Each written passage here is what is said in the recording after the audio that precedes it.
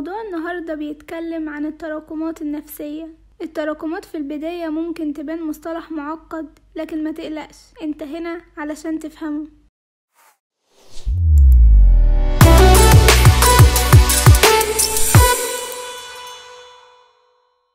اهلا بيكم مرة تانية في فيديو جديد. في الواقع أفكارنا وعواطفنا وخبراتنا هي اللي بتشكل سيكولوجيتنا، وبتلعب التراكمات دور مهم في العملية دي. التراكمات النفسية بتشير للتراكم التدريجي للأفكار والعواطف والخبرات مع مرور الوقت، واللي بتشكل في النهاية معتقداتنا وسلوكياتنا وسلامتنا العقلية بشكل عام. زي بالظبط التراكمات الجسدية، التراكمات النفسية كمان بيكون ليها أثر كبير على حياتنا. عقولنا بتشبه تيار مستمر من الأفكار، وتراكم الأفكار هو اللي بيشكل الأساس لأنظمة معتقداتنا. تخيل كل فكرة على إنها نقطة مية بتنزل في كوباية. بشكل فردي ممكن تبان النقط دي مش مهمة، لكن مع مرور الوقت الكوباية بتتملي وبتتشكل معتقداتنا. تجاربنا كمان بتساهم في التراكمات النفسية. تراكم التجارب الإيجابية زي الإنجازات ولحظات الفرح بتخلق مخزون من المشاعر والذكريات الإيجابية، وزيها بالظبط التجارب السلبية زي الأحداث المؤلمة ممكن إنها تتراكم وتعمل مخزون من المشاعر السلبية اللي بتأثر على صحتنا العقلية.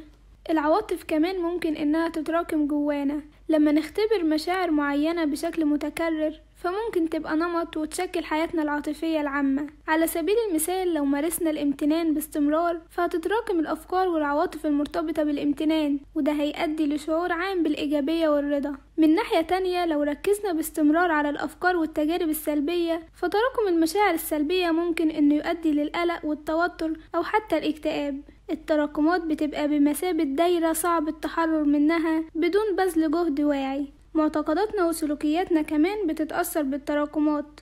لما بنركز بشكل متكرر في سلوكيات معينة بتصبح عادات، وتراكم العادات ممكن يخدمنا بشكل إيجابي أو يعيق نمونا. من الضروري جدا إننا نحط في اعتبارنا التراكمات اللي بنعملها، ولو كانت بتتوافق مع قيمنا وأهدافنا أو لأ.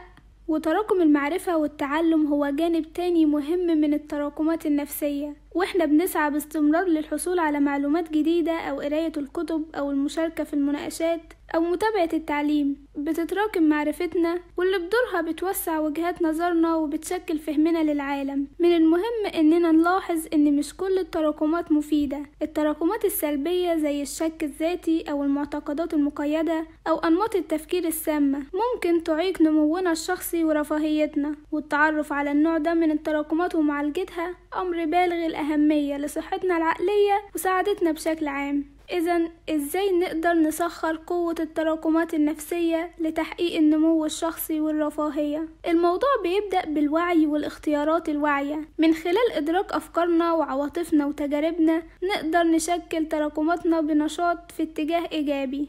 تنمية ممارسة اليقظة الذهنية والتأمل الذاتي يقدر يساعدنا في مراقبة تراكماتنا النفسية وتحديد الأنماط اللي ما بقتش بتخدمنا. من خلال ممارسة التأمل أو كتابة اليوميات نقدر نعيد تشكيل تراكماتنا بشكل فعال، ونستبدل الأنماط السلبية بأنماط تانية إيجابية. وأحاطة نفسنا بالمؤثرات الإيجابية والعلاقات الداعمة والمشاركة في الأنشطة اللي بتتوافق مع قيمنا، فده هيساهم كمان في تراكمات نفسية إيجابية. افتكر إن الموضوع مش متعلق بس بتجنب التراكمات السلبية، لكن كمان بيتعلق بتعزيز التراكمات الإيجابية. واحنا بنراكم الأفكار والعواطف والخبرات والعادات الإيجابية نقدر نعمل دايرة مفيدة تدعم صحتنا العقلية ونمونا الشخصي. وخلي بالك، الإجراءات الصغيرة المنظمة المستمرة تقدر تعمل تغييرات كبيرة ودايمة. السؤال المهم هنا هو إزاي نقدر نتحرر من أنماط التفكير والعادات السلبية. الموضوع ممكن يبان صعب في البداية، لكن مع المثابرة والوعي الذاتي بيبقى ممكن تماما. ودول بعض النصايح اللي هتساعدك في رحلتك.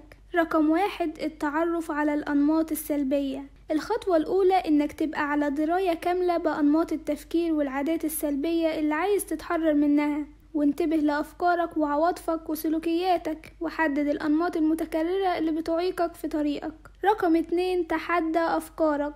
بمجرد ما تتعرف على الأفكار السلبية ابحث في دقتها وصلاحيتها. اسأل نفسك لو كان في دليل بيدعم الأفكار دي، أو لو كانت مبنية على افتراضات أو تجارب سابقة، واستبدل الحديث الذاتي السلبي بعبارات أكتر إيجابية وواقعية. رقم 3، ممارسة اليقظة الذهنية. اليقظة الذهنية بتسمح لك بمراقبة أفكارك بدون إصدار أحكام من خلال ممارسة التأمل الذهني أو مجرد تخصيص لحظات طول اليوم، وتقدر تعمل مساحة بين أفكارك وردود أفعالك. ده هيقدر يساعدك على التحرر من أنماط التفكير السلبية التلقائية. رقم 4، إعادة صياغة التجارب السلبية. بدل من الخوض في التجارب السلبية، عيد صياغتها كفرص للنمو والتعلم. دور عن الدروس والجوانب الإيجابية في المواقف الصعبة. التحول ده هيساعدك على التحرر من السلبية. رقم 5، أحط نفسك بالإيجابية. حوط نفسك بالمؤثرات الإيجابية والأشخاص الداعمين والمحتوى الراقي.